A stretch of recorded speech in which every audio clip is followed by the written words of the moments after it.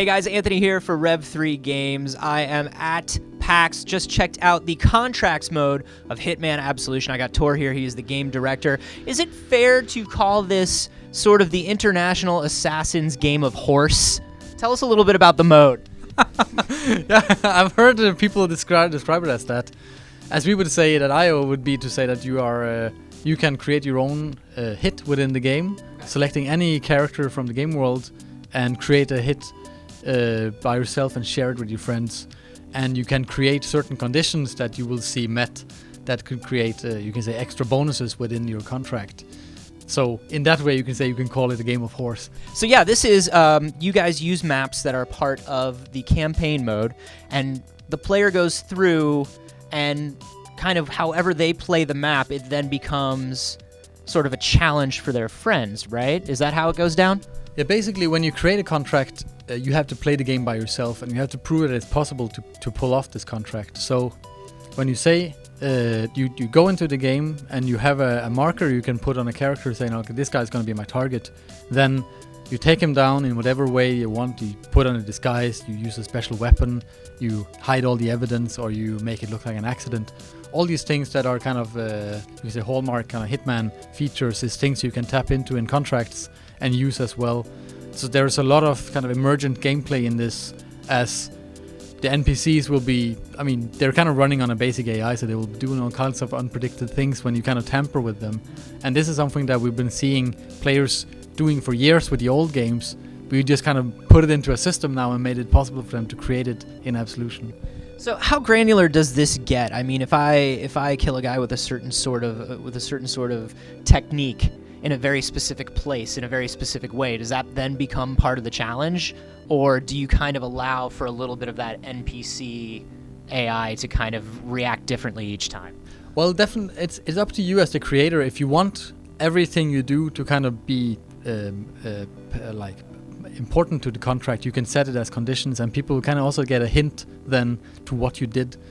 If you're doing something really devious and kind of trying to get away with something that is very hard to pull off, sometimes it can actually be a good idea to hide these conditions for people so that they don't really understand how you did it. They just know that he actually took out a guy in the middle of a crowd unseen. How did he do that? I have no idea.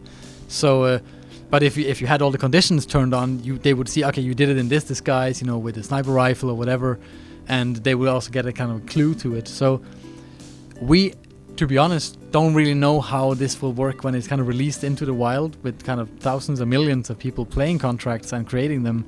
So we're really looking forward to seeing kind of which kind of inventive things people can come up with.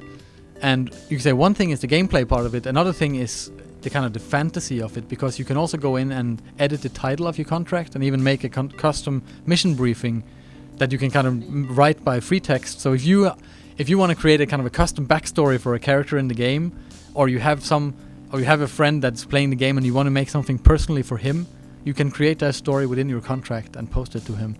These are all played. These are not specific contract maps, is that correct? These are maps that are actually from the campaign mode, and they kind of behave in the same way they do in the campaign, right? Yeah, you can say the basic principle is the same. So you come to an area, and maybe in the story mode, you have to get from A to B basically, and there's these cops looking for you, for instance. But if you turn this into a contract map and select a hit in there, suddenly you're playing through this level in a fundamentally different way. And for us, this is far more powerful than creating a new scenario to do this in, because you can say everything is very fine-tuned in the story mode, but it is fine-tuned in a degree where it's based on the player's choices. So anything you can choose in story mode is kind of multiplied in contracts mode, because when you select a different target, the whole game kind of changes to focus on that. What do I get if I beat my friend's contract besides bragging rights? Like, what do you get out of playing and completing these contracts? Well, you do get money out of it that you can spend on, you can say, upgrading weapons and buying new weapons or disguises that you can use in your contracts. But I mean, the bragging rights and being on the leaderboards is something that we believe is a very strong motivator for playing contracts. And if you're creating a contract that you kind of send to your friends, you can also set up a competition saying that you have 24 hours to beat my score on this, and then see who gets out of it. And then the worst thing, of course, is that within 10 minutes, they've beaten your score, and it's like you come back like, I've set up the most devious map in the... Oh, okay, that's over. New competition. So these maps, since they're all campaign maps, do we start off with contracts completely unlocked, or is this something where more things become available to us as we play through the campaign? Well, actually, as you play through the campaign, you can always access contracts on that specific level. If you just press the pause button, we will kind of push a featured contract, as we call them, for that specific level or that specific area. While if you just want to play contracts from the get-go, you can go straight to the contracts menu and start selecting there. We have been kind of careful about limiting too much what people could do, because we also believe that this is such a powerful feature in the game, and we really want people to enjoy it. We don't want them to be limited by the story mode to play contracts.